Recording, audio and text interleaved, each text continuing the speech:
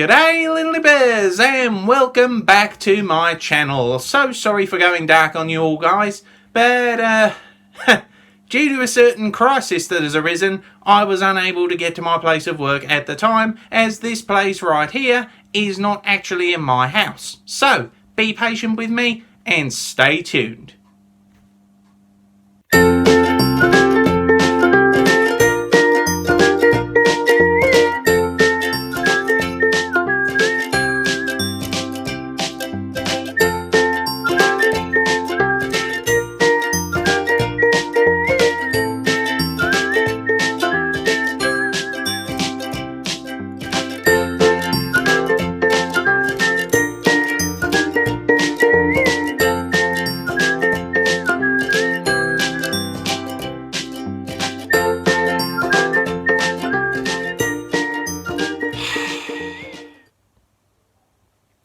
Remember when Alvin and the Chipmunks came out? We should have known then that the success of this film, from a seemingly simple story and modest 60 million budget, sent hundreds of film companies wondering, we can do that too. And since then, we have had nothing, well, pretty much nothing else from the kids' entertainment industry. The weird thing? It works. For whatever reason, putting out all of these garbage films seems to make money. How? The formula is exactly the same. Ugly CGI nostalgic character getting up to wacky shindigs and physically abusing people, usually the male actor, just so your 5-year-old can laugh for 3 seconds. This is Peter Rabbit.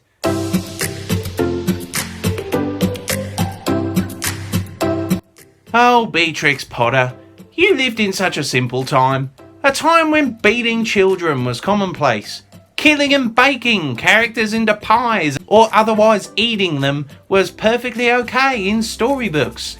And you know what? The funny thing was, no one really cared that much. While it may seem a dated concept now, children are still reading Beatrix Potter books, because even today, and for good reason, they hold very simple, very harsh, but also very fun life lessons. Did the film do it? No. Okay, to start with, how are these rabbits around in the modern day? Rabbits live about 7 years, and the books were all written just before the start of the 1900s. And yet, I don't get why the film is mixing the here and now with the then and long ago. Pick one! Don't do both of them! Ironically, book writers in those days used the exact same nostalgic value in their products that many filmmakers do today. Nostalgia plays a very real factor with things like this because people just associate it with a simpler time and usually positively. Positively. This film just uses the nostalgia of the characters, and normally this would work okay, but listen to them. You try to eat me? Show me your teeth. Do like a goat, like... It was you! I knew it! How are you? So good to see you. The things they say, the things they do, they just do not fit, like, at all. The characters have been designed to be unlikable, and I understand why, because they want to make the characters redeemable and learn their lessons at the end. But honestly, I think they go too far. The actions they take to drive this guy insane and out of his house would, in some instances, kill him.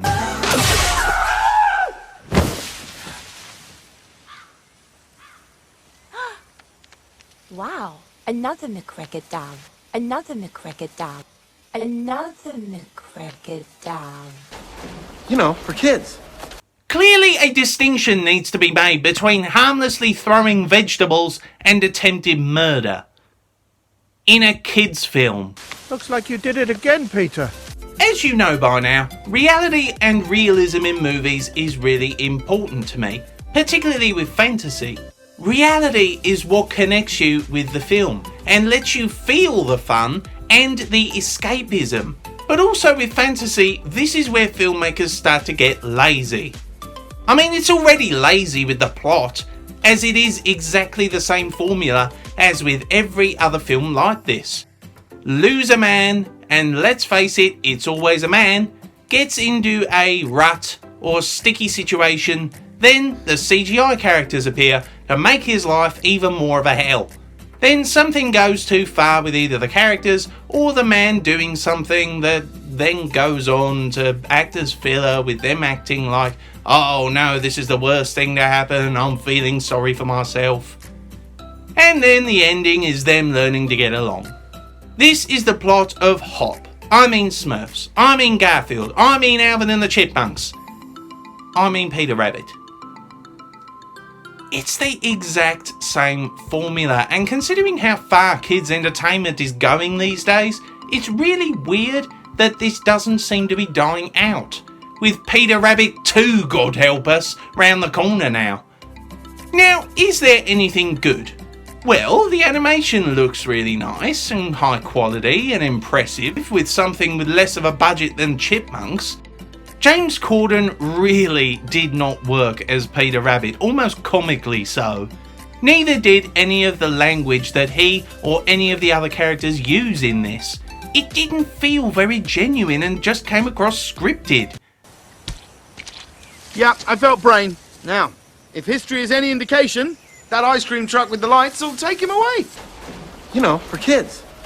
And it was like they were just dating it by using words like safe spaces and panic attacks and, other modern phrases that we use today. The actress Rose Byrne really was not good in this, and didn't really seem to be putting in as much effort as Gleason clearly was. And the fact that her name was Bea clearly suggests this paying homage to Beatrix Potter, and it just made me a little sick inside.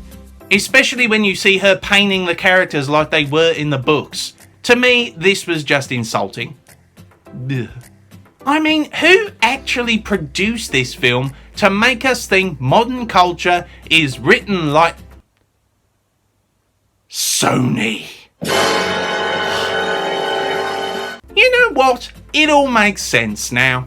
Sony Pictures have somewhat of a reputation for being a little more woke and modern than most when it comes to making animations. You can actually express his feelings. And this film just feels like another symptom of that. What is happening? Mate, that sums up the picture. Overall, this film had very little going for it in terms of entertainment, and yet somehow managed to still be a success with a box office of 350 million out of a budget of 50 million. How? Just how? It follows the same formula that you pretty much know off by heart by now. Main character is a loser man. Man gets abused again. Man learns his lesson, and everything's okay. And he is somehow still alive. It's kind of disturbing if you think about it.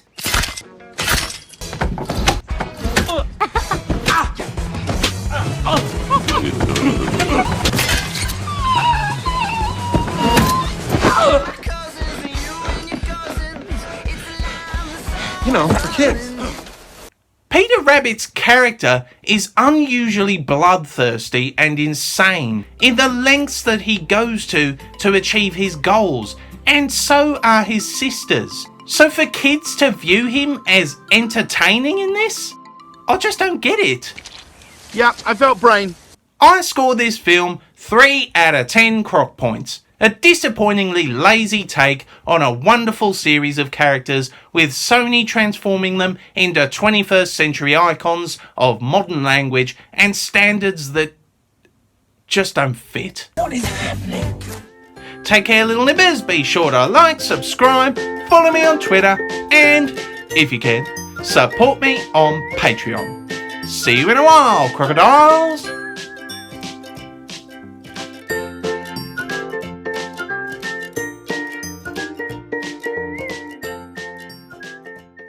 Wow, another crocodile. You know, for kids.